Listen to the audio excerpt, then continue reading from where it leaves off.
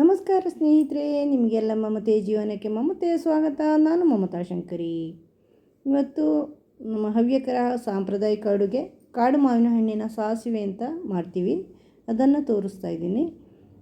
ಇದು ಬೇರೆಯವರು ಮಾಡ್ತಾರೆ, ಮಾಡಲ್ಲ ಅಂತಲ್ಲ, ಆದರೆ ಹವ್ಯಕರಲ್ಲಿ ಇದು ಸಾಂಪ್ರದಾಯಿಕ ಅಡುಗೆ. ಇದು ಕಾಡು ಮಾವಿನ ಹಣ್ಣು ಅಂತ ಹೇಳ್ತೀವಲ್ವ, ನಾಟಿ ಹಣ್ಣು ಅಂತ ಹೇಳ್ತೀವಿ. ಅಂಥ ಮಾವಿನ ಹಣ್ಣು, ಹೈಬ್ರಿಡ್ ಅಲ್ಲ. ಈಗ ನಮಗಿಲ್ಲಿ ಹೊರಗಡೆ ನೀಲಮ್ ಈ ಥರ ಎಲ್ಲ ಸಿಗತ್ತಲ್ವ, ಪೈರಿಯೆಲ್ಲ, ಅಂಥದ್ದಲ್ಲ. ಇದು ಕಾಡು ಮಾವಿನ ಹಣ್ಣು, ಕಾಡಲ್ಲಿ ಬೆಳೆಯೋದು ಅಂತ ಲೆಕ್ಕ. ಊರಲ್ಲೆಲ್ಲ ಸಿಗತ್ತೆ, ಸಾಮಾನ್ಯವಾಗಿ ಎಲ್ರಿಗೂ ಗೊತ್ತಿದೆ ಇದು ಕಾಡು ಮಾವಿನ ಹಣ್ಣು. ಇದು ಹುಳಿ ಇರುತ್ತೆ ಕೆಲವು ಸರಿ, ಕೆಲವೆಲ್ಲ ಸಿಹಿ ಇರುತ್ತೆ, ಕೆಲವೆಲ್ಲ ಸ್ವಲ್ಪ ಹುಳಿ ಸ್ವಲ್ಪ ಸಿಹಿ ಆ ಥರ ಇರುತ್ತೆ. ಇದರಿಂದ ನಾವು ಸಾಸಿವೆ ಅಂತ ಅಡುಗೆ ಮಾಡ್ತೀವಿ. ಅನ್ನಕ್ಕೆ ಊಟ ಮಾಡಿಕೊಂಡು ಸೇರಿಸ್ಕೊಂಡು ಊಟ ಮಾಡೋದಕ್ಕೆ ಇರುವಂಥದ್ದು. ಆದರೆ ಸಿಹಿಯಾಗಿರುತ್ತೆ, ಸ್ವಲ್ಪ ಸಿಹಿ ರುಚಿ ಇರುವಂತಹ ಅಡುಗೆ ಇದು. ಅನ್ನದೊಟ್ಟಿಗೆ ಊಟ ಮಾಡೋದು ನಾವು. ಅನ್ನಕ್ಕೂ ಸಿಹಿಯನ್ನು ಸೇರಿಸ್ಕೊಂಡು ಊಟ ಮಾಡ್ತೀವಿ. ನಮ್ಮ ವಿಶೇಷತೆ ಅದೊಂದು ನಮ್ಮ ಅಡುಗೆದು. ಸಾಮಾನ್ಯವಾಗಿ ಎಲ್ಲರೂ ಮಾಡ್ತಾರೆ. ಇದು ಬೇರೆಯವರು ಬೇರೆ ಊರಲ್ಲೂ ಮಾಡ್ತಾರೆ. ಒಬ್ಬೊಬ್ಬರು ಒಂದೊಂದು ರೀತಿ ಮಾಡ್ತಾರೆ, ಬೇರೆ ಬೇರೆ ರೀತಿಯಲ್ಲಿ ಮಾಡ್ತಾರೆ. ನಾನು ಯಾವ ರೀತಿ ಮಾಡ್ತೀನಿ ಅಂತ ತೋರಿಸ್ತಾ ಇದ್ದೀನಿ ನಿಮಗೆ. ಇದು ಕಾಡು ಮಾವಿನ ಹಣ್ಣು ಚೆನ್ನಾಗಿ ತೊಳೆದು ಈ ಥರ ನೀರಲ್ಲಿ ಇಟ್ಟಿದ್ದೀನಿ. ಇದು ಇಲ್ಲಿ ಸಿಟಿ ಕಡೆ ಸಿಗೋದು ಕಡಿಮೆ, ಊರಲ್ಲೆಲ್ಲ ಸಿಗತ್ತೆ ಇದು. ಇದನ್ನು ಚೆನ್ನಾಗಿ ತೊಳೆದ್ಬಿಟ್ಟು ನೋಡಿ ಇದನ್ನು ಕ್ಲೀನ್ ಮಾಡಿಕೊಂಡು ಉಪಯೋಗಿಸ್ಕೊಳ್ಬೇಕು. ಫಸ್ಟಿಗೆ ಇದರ ತೊಟ್ಟು ಹಿಂದಿನ ಭಾಗನ ತೆಗಿಬೇಕು. ತೆಗೆದ ಮೇಲೆ ಹಾಳಿನ ಭಾಗ ಇದ್ದರೆ ಅದನ್ನೆಲ್ಲ ತೆಗಿಬೇಕು. ಹಾಳೇನಾದರೂ ಇದ್ದರೆ ಅದನ್ನು ಹಾಕಬಾರ್ದು. ಬಿದ್ದ ಇದೆಲ್ಲ ಮಾರ್ಕೆಲ್ಲ ಇರುತ್ತಲ್ವ, ಅಂಥದ್ದಿದ್ದರೆ ತೆಗಿಬೇಕು. ಆಮೇಲೆ ನೀಟಾಗಿ ಇದನ್ನು ಈ ಥರ ಸಿಪ್ಪೆನ ಹೀಗೆ ಸುಲಿದ್ಬಿಟ್ಟು ತೆಗಿಯೋದು ಕ್ರಮ. ಈ ಈ ಥರ ಕೆತ್ತಿ ತೆಗಿಯೋಕ್ಕಾಗಲ್ಲ. ಅಂದರೆ ನಾವು ಈ ಕಷಿ ಹಣ್ಣುಗಳಿರುತ್ತಲ್ವ, ಬಂಗನಪಲ್ಲಿ ಅಥವಾ ಬೇರೆಲ್ಲ, ನಾವು ಸಿಪ್ಪೆನ ಚಾಕುನಲ್ಲಿ ಕೆತ್ತಿಬಿಟ್ಟು ಆಮೇಲೆ ತೆಗಿತೀವಿ. ಆ ಥರ ತೆಗಿಯೋಕ್ಕಾಗಲ್ಲ. ಇದು ತೇಳು ಇರುತ್ತೆ ಅದರಿಂದ. ಆಮೇಲೆ ಈ ಥರ ಒಳಗಡೆ ನೋಡ್ಕೋಬೇಕು, ಹುಳಗಳೇನಾದರೂ ಇದ್ರೆಲ್ಲ. ಅಂದರೆ ಆ ಕಾಡು ಮಾವಿನ ಹಣ್ಣಲ್ಲಿ ಸ್ವಲ್ಪ ಜಾಸ್ತಿನೇ ಬೇಗ ಹುಳ ಬೀಳೋದಲ್ಲ, ಅದರಿಂದ ನೋಡಿಕೊಂಡು ಉಪಯೋಗಿಸ್ಬೇಕಾಗತ್ತೆ. ಚೆನ್ನಾಗಿ ನೀಟಾಗಿ ಸಿಪ್ಪೆನ ಆಚೆ, ಫ್ರೆಶ್ ಆದರೆ ಅಷ್ಟೇನು ಹುಳಗಳೇನಿರಲ್ಲ. ಬಿದ್ದ ದಿನ ಅಥವಾ ಕೊಯ್ದ ದಿನ ಆ ಥರ ಇದ್ದರೆ ಸಾಮಾನ್ಯವಾಗಿ ಬಿದ್ದೆ ತಗೊಳ್ಳೋದು. ಕಾಡು ಮಾವಿನ ಮರಗಳು ತುಂಬ ಎತ್ತರ ಹೋಗುತ್ತೆ, ಅದರಿಂದ ಅದನ್ನು ಕೊಯ್ಯೋದು ಕಷ್ಟ ಇರುತ್ತೆ. ಇದನ್ನು ಈ ಥರ ಸುಲಿಬೇಕಾಗತ್ತೆ. ಸಿಪ್ಪೆನೇ ಈ ಥರ ಕೈಯಲ್ಲಿ ಸುಲಿದ್ಬಿಟ್ಟು ವಾಟೆಯನ್ನು ಹಾಕೊಳ್ಳೋದು. ವಾಟೆನೇ ಉಪಯೋಗಿಸೋದು ಜಾಸ್ತಿ, ಸಿಪ್ಪೆನೂ ಉಪಯೋಗಿಸಲ್ಲ. ಆ ಥರ ತೆಗೆದುಬಿಟ್ಟು ಸಿಪ್ಪೆನ ಇನ್ನೊಂದು ಪಾತ್ರೆಗೆ ಹಾಕ್ಕೊಳ್ತಾ ಇದ್ದೀನಿ. ಈ ಥರ ಫಸ್ಟು ತೊಟ್ಟು ತೆಗೆದುಬಿಟ್ಟು ಆಮೇಲೆ ಸಿಪ್ಪೆ ಎಲ್ಲ ತೆಗೆದುಬಿಟ್ಟು ನೋಡಿಕೊಂಡು ಹುಳ ಇದೆಯಾ ಏನಿದೆ ಅಥವಾ ಏನಾದರೂ ಬೇರೆ ಏನಾದರೂ ಹಾಳಾಗಿದೆ ನೋಡಿಕೊಂಡು ಹಾಕ್ಕೋಬೇಕು. ಬಿದ್ದ ದಿನ ಎಲ್ಲ ಆದರೆ ಫ್ರೆಶ್ ಆಗಿದ್ರಲ್ಲ ಹುಳ ಇರಲ್ಲ. ಇದೆಲ್ಲ ಚೆನ್ನಾಗೇ ಇದೆ. ಕೆಲವು ಹಣ್ಣುಗಳು ತುಂಬ ಸಿಹಿ ಇರುತ್ತೆ, ಕೆಲವು ಹಣ್ಣುಗಳು ಸ್ವಲ್ಪ ಹುಳಿ ಇರುತ್ತೆ, ತುಂಬ ಹುಳಿ ಇರುತ್ತೆ. ಹುಳಿ ಇದ್ದರೆ ಸ್ವಲ್ಪ ಬೆಲ್ಲ ಹೆಚ್ಚು ಜಾಸ್ತಿ ಬೇಕಾಗತ್ತೆ ಈ ಅಡಿಕೆಗೆ. ಈ ಥರ ನೋಡಿಕೊಂಡು ಪ್ರತಿಯೊಂದು ಸುಲಿದು ನೋಡಿಕೊಂಡು ಹಾಕ್ಕೋಬೇಕು. ಸಿಪ್ಪೆನ ಸಪ್ರೇಟ್ ಹಾಕ್ಕೊಳ್ತಾ ಇದ್ದೀನಿ. ಹೀಗೆ ಎಲ್ಲವನ್ನು ಸುಲಿದು ತೋರಿಸ್ತೀನಿ ನಾನೀಗ. ನೋಡಿ, ಈ ಥರ ಎಲ್ಲ ಸುಲಿದು ಇಟ್ಟಿದ್ದೀನಿ ಇದ್ದ ಹಣ್ಣನ್ನು. ಈಗ ಸಿಪ್ಪೆಯಲ್ಲಿ ಕೂಡ ನೋಡಿ, ಇಲ್ಲಿ ಹಣ್ಣಿನ ಅಂಶ ಇದೆಯಲ್ವ, ಅದರಿಂದ ಅದು ವೇಸ್ಟ್ ಆಗ್ಬೋದು ಅಂತ ಅದನ್ನು ನೀರು ಹಾಕಿ ಸ್ವಲ್ಪ ಕಿವುಚಬೇಕು. ಅದನ್ನು ಕೈಯಲ್ಲಿ ಕಿವುಚಿ ಆ ರಸವನ್ನು ತೆಗಿಬೇಕು. ಈ ಥರ ಕಿವುಚಿದ್ರೆ ರಸ ಎಲ್ಲ ಬರುತ್ತೆ, ಮಾವಿನ ಹಣ್ಣಿನ ರಸ. ಅದನ್ನು ತೆಗಿಬೇಕು. ಗೊಜ್ಜೆಲ್ಲ ಮಾಡೋದಾದರೆ ಸಿಪ್ಪೆ ಸಹಿತ ಹಾಕ್ತೀವಿ. ಇದೀಗ ಸಾಸಿವೆ ಅಂತ ಮಾಡೋದು ನಾವು. ಇದು ಹಸಿಯೇ ಮಾಡೋದು, ಬೇಯಿಸಿ ಮಾಡಲ್ಲ. ಅದರಿಂದ ತುಂಬ ಸುಲಭವಾಗಿ ಮಾಡೋಕ್ಕಾಗತ್ತೆ, ಇದು ಬೇಗ ಆಗುತ್ತೆ. ಈ ಥರ ನೀರನ್ನು ಇದಕ್ಕೆ ಹಾಕ್ಕೊಳ್ಳಿ, ಮಾವಿನ ಹಣ್ಣಿನ ರಸ ಇರುವಂಥದ್ದು.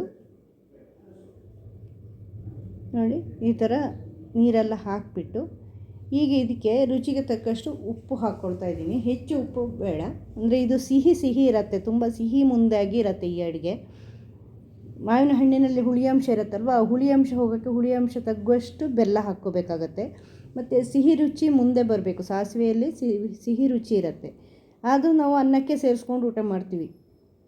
ನಾವು ಸ್ವಲ್ಪ ಸಿಹಿ ತಿನ್ನೋದು ಜಾಸ್ತಿ ಅಲ್ವ ನಮ್ಮವರು, ಅದರಿಂದ ಇದರಲ್ಲಿ ಸಿಹಿ ಅಡುಗೆ ಮಾಡಿಕೊಂಡು ಸೇರ್ತೀವಿ. ಈ ಥರ ಬೆಲ್ಲನ ಕೆರೆಸ್ಬಿಟ್ಟು ಹಾಕ್ಕೋಬೋದು ಅಥವಾ ಜಜ್ಜಿ ಬಿಟ್ಟಾದರೂ ಹಾಕ್ಕೋಬೋದು. ನಾನೊಂದು 1/4 ಕಪ್ಪಿನಷ್ಟು ಬೆಲ್ಲ ಹಾಕ್ಕೊಂಡಿದ್ದೀನಿ. ಸ್ವಲ್ಪ ಜಾಸ್ತಿನೇ ಹಾಕ್ಕೊಂಡಿದ್ದೀನಿ, ಅಂದರೆ ಸಿಹಿ ರುಚಿ ಬರಬೇಕು, ಅದಕ್ಕೋಸ್ಕರ. ಸಿಹಿ ಕಡಿಮೆ ಆಗಬಾರ್ದು, ಜಸ್ಟ್ ಹಾಕಿರೋದು ಅಂತಲ್ಲ, ಸಿಹಿ ಮುಂದೆ ಆಗಿ ಖಾರ ಮತ್ತು ಹುಳಿ ಕಡಿಮೆ ಇರಬೇಕು. ಅದು ಸಿಹಿ ಮುಂದೆ ಇರಬೇಕು. ಉಪ್ಪೆಲ್ಲ ಅಷ್ಟು ಇದಲ್ಲ, ಫಸ್ಟು ನಮಗೆ ಬಾಯಿಗೆ ಹಾಕಿದ ತಕ್ಷಣ ಸಿಹಿ ರುಚಿ ಬರುತ್ತೆ. ಆ ಥರದ ಅಡುಗೆ ಇದು. ಒಂದು ವಿಶೇಷ ಅಡುಗೆ. ಸಾಸಿವೆ ಅಂತ ಹೇಳೋದು ನಾವು ಇದಕ್ಕೆ, ಮಾವಿನ ಹಣ್ಣಿನ ಸಾಸಿವೆ ಅಂತ. ಈ ಕಾಡು ಮಾವಿನ ಹಣ್ಣಲ್ಲಿ ತುಂಬ ವೆರೈಟಿ ಮಾಡೋಕ್ಕಾಗತ್ತೆ. ಗೊಜ್ಜು, ಪಾಯಸ, ಈ ಥರ ಬೇರೆ ಬೇರೆ ಈ ಸೀಸನಲ್ಲಿ ಎಲ್ಲರೂ ಊರಿಗೆ ಹೋದ್ರೆ ಎಲ್ಲ ಮನೆಗಳಲ್ಲೂ ಇದೇ ಇರೋದು ಅಡುಗೆ. ಸಾಮಾನ್ಯವಾಗಿ ಎಲ್ರಿಗೂ ಸಿಗುತ್ತೆ, ಒಂದಲ್ಲ ಒಂದು ಅಡುಗೆ ಮಾಡ್ತಾರೆ ಕಾಡು ಮಾವಿನ ಹಣ್ಣು ಸಿಕ್ಕಿದ ತಕ್ಷಣ. ಗೊಜ್ಜೋ, ಸಾಸಿವೆನೋ, ಪಾಯಸನೋ ಇಂಥದ್ದೇನಾದ್ರು ಮಾಡೇ ಮಾಡ್ತಾರೆ.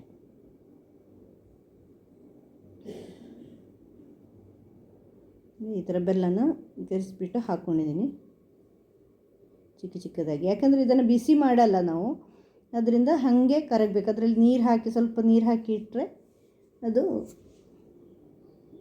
ಕರಗತ್ತೆ ಸ್ವಲ್ಪ ಹೊತ್ತಾಗುವಾಗ. ಈ ಥರ ಹಾಕಿ ಇಟ್ಟಿದ್ದೀನಿ. ಸೌಟು ಹಾಕಿ ಮಿಕ್ಸ್ ಮಾಡಿ ಇಟ್ಬಿಡಿ. ಚೆನ್ನಾಗಿ ಮಿಕ್ಸ್ ಮಾಡಿ, ನೀರಲ್ಲೆಲ್ಲ ಕರಗುತ್ತೆ ಅದು ಆವಾಗ.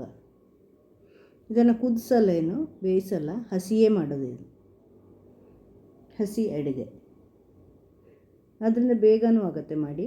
ಈಗ ಇದಕ್ಕೆ ತೆಂಗಿನಕಾಯಿ ತೊಗೊಂಡಿದ್ದೀನಿ ಮಸಾಲೆ ಮಾಡ್ಕೊಳ್ಳೋಕ್ಕೆ, ಒಂದು 2 ಕಪ್ನಷ್ಟು ತೆಂಗಿನಕಾಯಿ. ಇದಕ್ಕೆ ಸ್ವಲ್ಪ ಬ್ಯಾಡಗಿ ಮೆಣಸು ಅಂದರೆ 3ರಿಂದ 4 ಹಾಕ್ಕೊಳ್ತಾ ಇದ್ದೀನಿ. ಅಂದರೆ ಖಾರ ಜಾಸ್ತಿ ಬೇಡ, ಖಾರ ಸ್ವಲ್ಪ ರುಚಿ ಬರಬೇಕಷ್ಟೇ. ಸಾಂಬಾರಿನಷ್ಟು ಖಾರ ಉಪಯೋಗಿಸಲ್ಲ, ಖಾರ ಮಾಡಲ್ಲ. ಆದರೆ ಖಾರ ಹಾಕಿದ್ದೀವಿ ಅಂತ ಗೊತ್ತಾಗಬೇಕು, ಆ ಥರ ಖಾರ ಇರಬೇಕು. ಅದರಿಂದ ಒಂದು 4 ಬ್ಯಾಡಗಿ ಮೆಣಸು ತಗೊಂಡಿದ್ದೀನಿ. ಈಗ ಇದಕ್ಕೆ ಇಂಪಾರ್ಟೆಂಟ್ ವಸ್ತು, ಒಂದು 2 ಚಮಚದಷ್ಟು ಸಾಸಿವೆನ ಹಾಕ್ತಾಯಿದ್ದೀನಿ. ಬರೀ ಹಸಿ ಸಾಸಿವೆನೇ ಹಾಗೆ ಹಾಕೋದು, ಹುರಿಯೋದು ಅದೆಲ್ಲ ಇಲ್ಲ, ಸಾಸಿವೆನ. ಅದಕ್ಕೆ ಇದಕ್ಕೆ ಸಾಸಿವೆ ಅಂತ ಹೆಸರು ನಮ್ಮ ಅಡುಗೆಗೆ. ಸಾಸಿವೆ ಇಂಪಾರ್ಟೆಂಟು. ತೆಂಗಿನಕಾಯಿ ಜೊತೆ ಸಾಸಿವೆ, ಬ್ಯಾಡಗಿ ಮೆಣಸು ಮಾತ್ರ ಹಾಕ್ಕೊಂಡು, ಬೇರೆ ಏನು ಮಸಾಲೆ ಹಾಕಲ್ಲ, ಇಷ್ಟನ್ನು ಹಾಕ್ಕೊಂಡು ರುಬ್ಕೊಳ್ಳೋದು. ನುಣ್ಣಗೆ ರುಬ್ಕೋಬೇಕು, ನುಣ್ಣಗೆ ಆಗಬೇಕಿದು. ಚೆನ್ನಾಗಿ ನುಣ್ಣಗೆ ಮಿಕ್ಸಿಲಿ ರುಬ್ಕೊಂಡು ಬಂದಿದ್ದೀನಿ. ಈಗ ಆ ಮಸಾಲೆನೇ ಇದಕ್ಕೆ ಸೇರಿಸ್ಕೊಳ್ತಾ ಇದ್ದೀನಿ. ಈ ಥರ ಸೇರಿಸ್ಕೊಳ್ತಾ ಇದ್ದೀನಿ.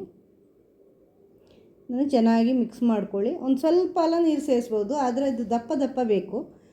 ಅಂದರೆ ಇದು ಫುಲ್ಲು ನೀರು ಸಾಂಬಾರು ಥರ ಇರೋದಲ್ಲ, ಸ್ವಲ್ಪ ದಪ್ಪನೇ. ನನಗೆ ಸ್ವಲ್ಪ ನೀರು ಸೇರಿಸಿದ್ದೀನಿ, ತುಂಬ ದಪ್ಪ ಬೇಡ ಅಂತ. ಇಲ್ಲಾಂದರೆ ದಪ್ಪ ಇರಬೇಕದು, ಹೆಚ್ಚು ನೀರೆಲ್ಲ ಇರಬಾರ್ದು, ಸಾಂಬಾರು ಥರ ಎಲ್ಲ ಇರಬಾರ್ದು. ಅನ್ನಕ್ಕೆ ಸೇರಿಸ್ಕೊಂಡು ಊಟ ಮಾಡೋದು, ಆದ್ರೂ ದಪ್ಪ ದಪ್ಪ ಬೇಕದು. ಹಂಗಿದ್ರೆ ಚೆನ್ನಾಗಿರುತ್ತೆ. ಈ ವಾಟೆ ಸಹಿತ ಈ ಥರ ಮಾಡೋದು. ಈಗ ಬೆಲ್ಲ ಎಲ್ಲ ಕರಗಿರುತ್ತೆ, ಸಿಹಿ ರುಚಿ ಬಂದಿರುತ್ತೆ. ಕುದಿಸೋದು, ಮಾಡೋದು, ಬೇಯಿಸೋದೆಲ್ಲ ಏನಿಲ್ಲ. ಜಸ್ಟ್ ಹಿಂಗೆ ಕೆಲವು ಜನ ಒಗ್ಗರಣೆ ಹಾಕ್ತಾರೆ, ಒಣಮೆಣಸು ಮತ್ತು ಸಾಸಿವೆದು. ಹಾಕಿಲ್ಲ ಅಂದರೂ ಚೆನ್ನಾಗಿರುತ್ತೆ, ಹಾಕಬೇಕದು ಕಂಪಲ್ಸರಿ ಅಲ್ಲ ಇದಕ್ಕೆ, ಅದು ಅವರವರ ಇಷ್ಟ. ತುಂಬ ರುಚಿಯಾಗಿರುತ್ತೆ ವಾಟೆ ಸಹಿತ ಈ ಥರ ಮಾಡಿದರೆ. ಊಟ ಮಾಡುವಾಗ ಎಲ್ಲರೂ ಒಂದೊಂದು ವಾಟೆ ಹಾಕ್ಕೊಳಿಸ್ತಾರೆ. ಆಮೇಲೆ ಅದು ರುಚಿಯಾಗಿ ತಿನ್ನೋಕ್ಕೆ ಆಗುತ್ತೆ, ಸಿಹಿ ರುಚಿ ಬರುತ್ತೆ. ಅನ್ನಕ್ಕೆ ಸೇರಿಸ್ಕೊಂಡು ತಿಂತೀವಿ. ಇದು ನಮ್ಮ ಒಂದು ಸಾಂಪ್ರದಾಯಿಕ ಅಡುಗೆ. ಕೆಲವು ಜನ ಕೆಲವು ರೀತಿ ಮಾಡ್ತಾರೆ, ಬೇರೆ ಕಡೆಗೂ ಮಾಡ್ತಾರೆ, ನೋಡಿದ್ದೀನಿ ನಾನು, ಬೇರೆ ರೀತಿ ಮಾಡ್ತಾರೆ. ನಮ್ಮಲ್ಲಿ ಈ ರೀತಿ ಮಾಡ್ತೀವಿ. ತುಂಬ ರುಚಿಯಾಗಿರುತ್ತೆ. ನಿಮಗೂ ಕಾಡು ಮಾವಿನ ಹಣ್ಣು ಸಿಕ್ಕಿದರೆ ಈ ಥರದ್ದು ಮಾಡಿ ನೋಡಿ. ಆದರೆ ಕಷಿದಷ್ಟು ಚೆನ್ನಾಗಿ ಆಗೋಲ್ಲ, ಅಂದರೆ ಈ ಹೈಬ್ರಿಡ್ ಮಾವಿನ ಹಣ್ಣು, ಕಾಡು ಮಾವಿನ ಹಣ್ಣೇ ಆಗಬೇಕು ಇದಕ್ಕೆ. ಚೆನ್ನಾಗಿ ರುಚಿಯಾಗಿರುತ್ತೆ ಅನ್ನಕ್ಕೆ. ನೀವು ಮಾಡಿ ಹೇಗಾಯಿತು ಅಂತ ತಿಳಿಸಿ. ಮುಂದಿನ ವಿಡಿಯೋದೊಂದಿಗೆ ಭೇಟಿಯಾಗೋಣ. Thank you.